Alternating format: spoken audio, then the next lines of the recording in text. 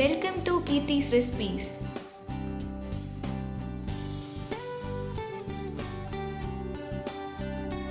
இன்னைக்கு நம்ம பூண்டு சட்னி எப்படி செய்யறதுன்னு பார்க்கலாம்.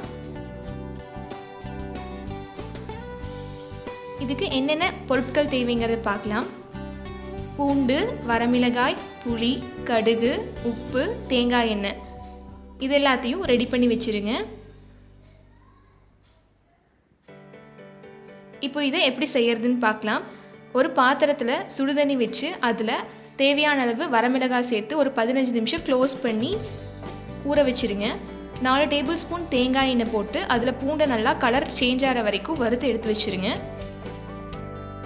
ரொம்பவுமே கம்மியான அளவு புளி யூஸ் பண்ணால் போதும்.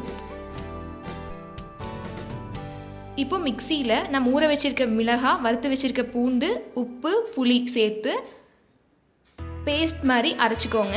தண்ணி ஆட் பண்ணிக்கலாம்.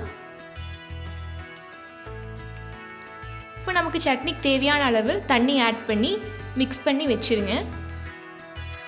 இது எப்படி தாளிக்கிறதுன்னு பார்க்கலாம். 2 டேபிள் ஸ்பூன் தேங்காய் எண்ணெய் ஊற்றி அதில் அரை ஸ்பூன் கடுகு போட்டு கடுகு நல்லா வெடிக்கிற வரைக்கும் விடுங்க. இப்போது சட்னியில் எடுத்து தாளிச்சதை போட்டு நல்லா மிக்ஸ் பண்ணிடுங்க. இப்போ நமக்கு பூண்டு சட்னி ரெடி ஆயிடுச்சு.